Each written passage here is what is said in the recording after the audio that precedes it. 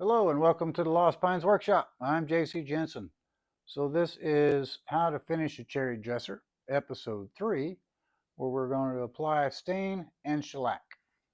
We're going to begin by applying 2 coats of the aniline dye stain that I showed you previously, and then we'll transition into shellac throughout. Stay tuned. Now I have all the sanding complete. The next step for me was applying this the trim here on the front and the sides at both the top and the bottom. During the construction phase, I cut all of the pieces for this trim, but I left it off so that it would make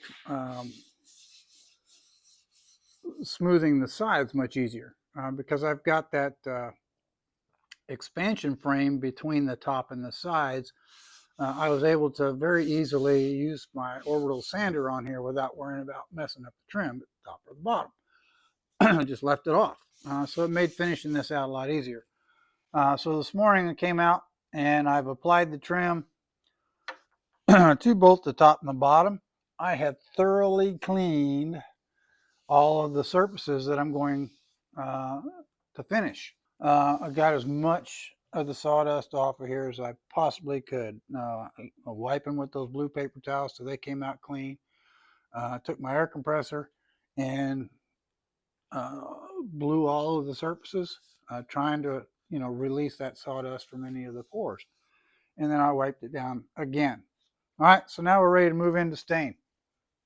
My process is going to be, I'm just going to start at the top, do this side, do the other side, and then work on the face. And I'm going to apply the stain, primarily to what's going to be visible surfaces, but on these inner rails, I'm just going to go ahead and hit them because I'm here.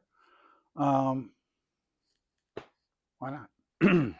So you may notice this dresser's a little tall. I've stood it up on a pedestal so I can get all the way to the floor without either A, standing the floor, or B, throwing my back out. Me working on the floor is no bueno. So it's a little high. I'll be using my step stool here. Okay, so what am I applying? I'm applying this this aniline dye stain. Remember the mixture is half a teaspoon to 16 ounces. Right on. And I'm just using a rag, plain old ordinary rag, and I'm going to apply this first coat as I'll say thin, just a thin coat, light coat, as evenly as I possibly can across all of my surfaces. So unfortunately, I have to start on a step stool. Whatever. Do what it takes. I'm going to do this flat surface first, and then I'll work those the profiled edge. All right, so now I'll do the profile. I'll go ahead and do that all the way around. All right, now I'm going to work down the sides. First side is just this edge trim, and the bottom edge. Hit the bottom trim, and we'll go ahead and hit the skirt.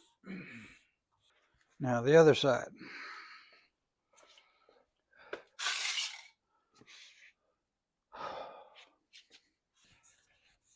Nice star. All right. Front edge. Okay, so now I've got the first coat complete all the way through. This is a water-based dye stain, so it's going to dry relatively quickly. But I'm going to make sure it's thoroughly dry throughout the piece. Everything's dry, and then we'll come back and we'll do a second coat. Stay tuned. So the 2 coats of aniline dye stain have now had adequate time to completely dry. I'm really pleased with the blend. So here, there was a streak of sapwood along this side.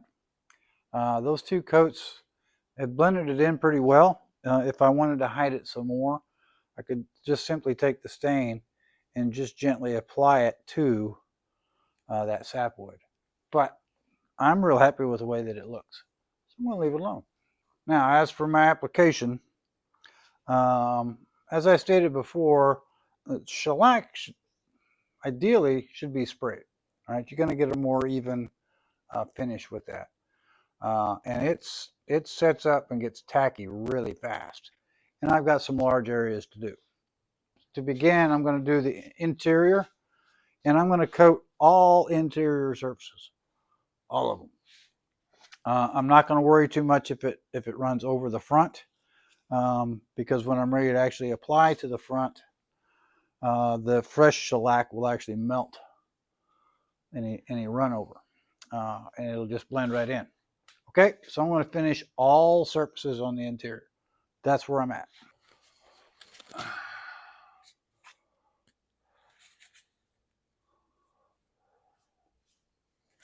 Okay, so the inside is completely done. All surfaces have been coated to include along the back edge, but I was careful not to get any of the shellac on the joinery here in the back. The other note is I tossed that foam brush, went back to a rag. I had much more control with this rag than I did that piece of junk. So now I'm going to start at the top, do the sides and the front, the same order that I did the dye stain. As I do this, kind of starting my headline here, I'm going to work top to bottom and then overlap. I'll do this one, start the next row and overlap it with the first so I get really good coverage. I just drop my rag in there. Really good equal coverage. Great. Throughout the piece.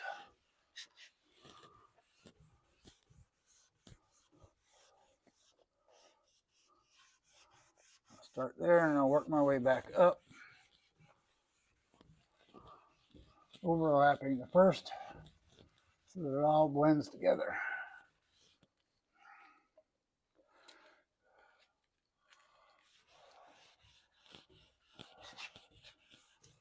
Now I'll do the same thing down here at the bottom where seam lands.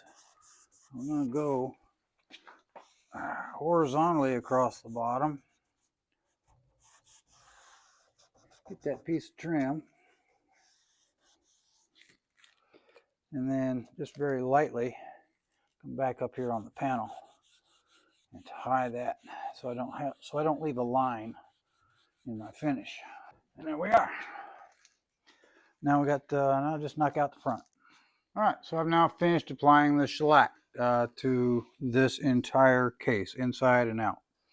I am only applying one coat because all I'm doing with the shellac is, remember, is I'm blocking these areas. Perhaps you can see, like here, this spot, these spots are going to be prone to the, it's a little bit blotchy, right? And it's going to be prone to be blotchy. And I'm putting my final finish is an oil-based finish. I'm using Danish oil. If I don't apply the shellac, these areas are really going to absorb that, and it'll be darker than the rest of it. So I've applied that shellac to block those areas. There's several of those over on this side. So the shellac's blocking that. If you're going to use a gel stain or a glazing stain, depending on how much you want to mute these, you could apply, another 2 or 3 coats of shellac if you want to. All in all, right now I'm real pleased with how this has turned out. I've got a fairly uniform color throughout. Little color variation, but I'm okay with that with this. The transition here from the side to the front, all of these came out really nice. Now, oh, looks like I missed a spot.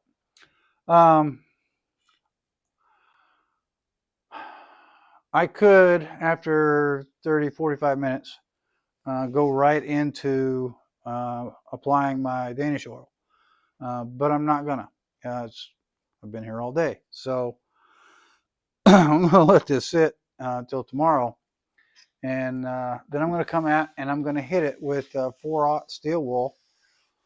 All right, just to smooth everything out, and then I'm gonna clean it, thoroughly clean it, make sure I don't have any of the little fibers of the steel wool in there. Get all of that off, and then we'll go from there. All right, so for this project, we've applied 2 coats of that aniline dye stain and 1 coat of shellac to this point. If you like my videos, please remember to hit that like button. Helps me help others.